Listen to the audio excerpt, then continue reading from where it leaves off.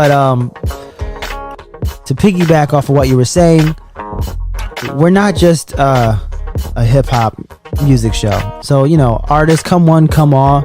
Do you make cover art? Do you play guitar? Do you make pop music? Do you rap? Do you do haikus? Yeah. Towards me and had me feeling like a family. You Yeah, know what definitely. I'm saying? Especially I'll be honest, I grew up listening. You guys can laugh. I don't give a, you know what I mean? Can you swear on this? I'm sorry if I did. I don't mean to curse or anything like that. Can you see me? Yeah, we got you. All right. So I grew up a juggalo. Like I grew up listening to ICP. Yeah. So I was all about just like the homies that I know. That's just what it was. The Insane Clown Posse. ICP, Twisted, and then like the message that they gave, the message that they brought was all about family and love and like, you know, and be like, oh, I'm a juggalo, this and that, and like literally a bunch of misfits, a bunch of kids that had nowhere, nobody, which was me. Yeah. So at first I was like putting out a bunch of original music, and it's like I couldn't get people to always like stop and listen to it. Right. So when I started putting out covers, which is super important because I feel like people will listen to a cover before they listen to your original song. Yeah. Because it's something that they're used to, they know they're gonna repost it. And that's kinda how I got my following up. Also like just post the covers. So I feel like it's more important. Not more important, but almost as important. No, it makes sense because like cover songs are already quote unquote established.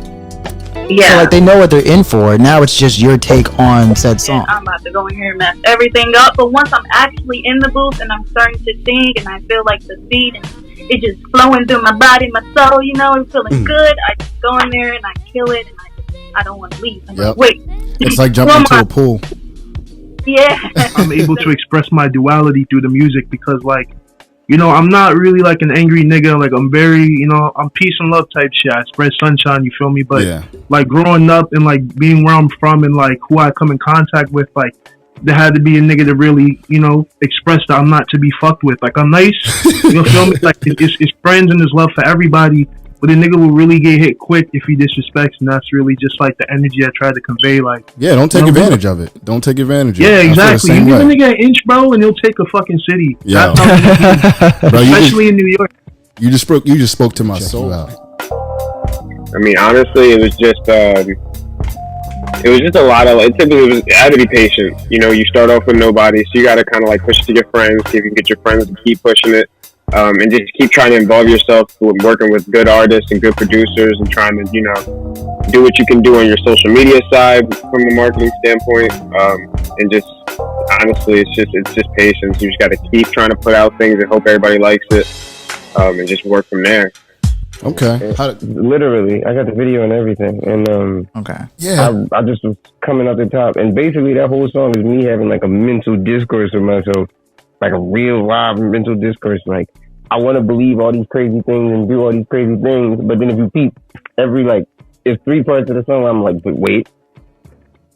And then it like picks back up again. Then I start going crazy again. Like, you know, maybe we should throw rocks at cops. Maybe we should. The Ultra has to, I believe I pulled that from Nostalgia Ultra, Frank Ocean. Oh, okay. Yeah. And then the 54 is like to pay homage to Studio 54 in New York, the old disco from the 70s and 80s. I didn't even know that. Okay. Yeah, that was a place like a safe haven for minorities and LGBT people. You know, just like where you don't care about anything, you just go to dance and have a good time. It's all about disco. Okay. Out for some reason, it just won't happen. Like it won't translate well, or you know, I don't know how to explain it. And every advice that I've seen was just write through the writer's block. Don't stop. Like no matter what, even if you're writing shit, even if you're writing terrible songs, don't stop. Like just keep grinding, you know. And that's been that's what's helped me the most. That was the turning point when I realized they don't all have to be good songs. Like I don't have to release it. Right. So why not just write and write and write? Some of them are going to be shitty. Some of them are going to be good. You know, one man's trash is another man's treasure. You know, you never know. A producer could hear one of the songs that I think is bad and say, "Hey, I like that," or you know, whatever. It's just exciting, and I just don't want to stop anytime soon. The last year now, I'm almost about to hit a year of a writing. He worked like with like big producer heads like who like worked with like Genuine, like Lil Wayne, like all those down south people. Like, so his grandfather was like, you know, really big over there. So he was like, you know, he taught himself. He had like a good musical background on that jazz. So like, you know, like I linked up with him. Like he, you know, he fixed up one of my songs.